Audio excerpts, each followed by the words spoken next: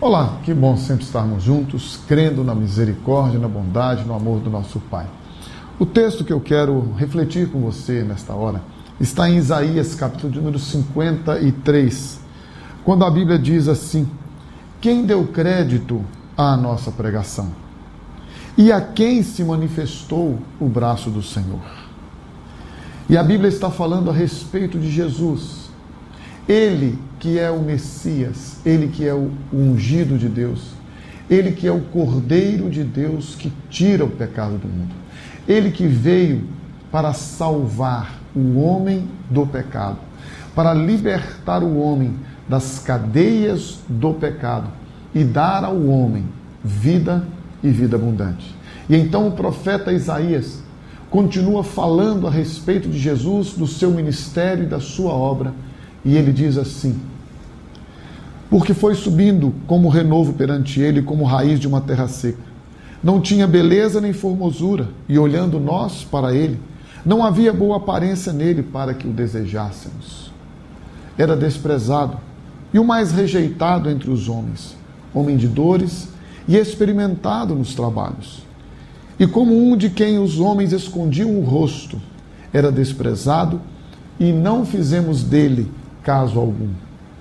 Verdadeiramente, ele tomou sobre si as nossas enfermidades e as nossas dores levou sobre si.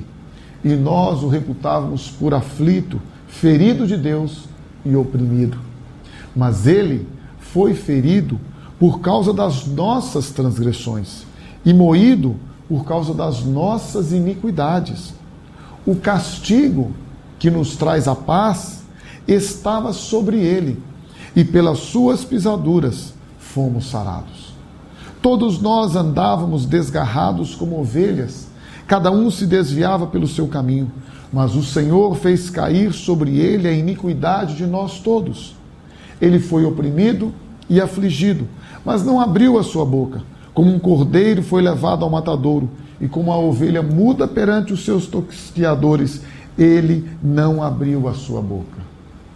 A palavra de Deus está claramente manifestando a nós o ministério de Jesus, sua obra, seu sacrifício, sua doação.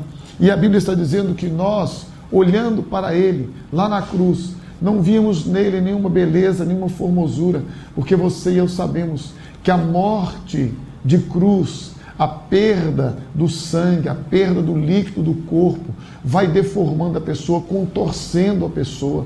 As câimbras são terríveis, toda a sua musculatura vai perdendo elasticidade, e essa pessoa se contorce, e a sua aparência, a sua feição, é uma feição de dores terríveis.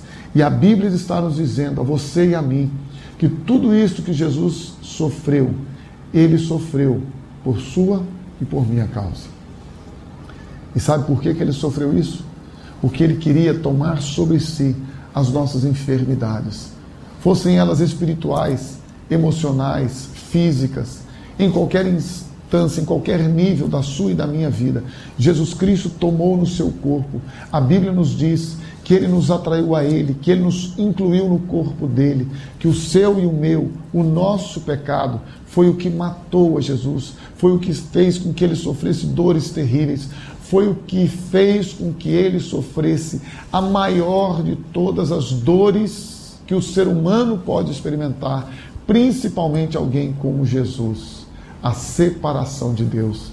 Ele, Jesus, ficou separado de Deus, não por causa de si, mas por causa de você e de mim, por causa do nosso pecado, por causa da nossa transgressão.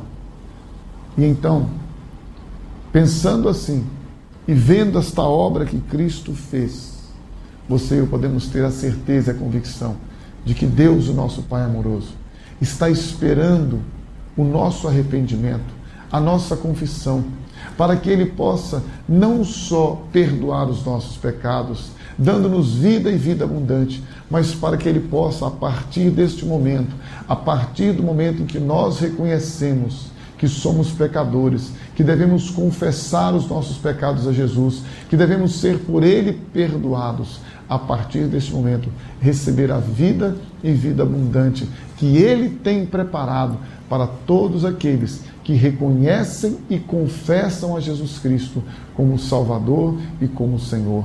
Deus não poupou ao seu próprio Filho, antes o entregou por todos nós, para que nós pudéssemos ter vida e vida abundante. Não desperdice a sua vida vivendo no pecado, vivendo para si mesmo. Entrega a tua vida ao Senhor Jesus. Viva para Ele e você terá no seu coração paz, alegria, descanso na sua alma e a certeza e convicção de que aquele que te deu vida, Ele te deu vida eterna, vida abundante e para sempre você desfrutará da presença dEle.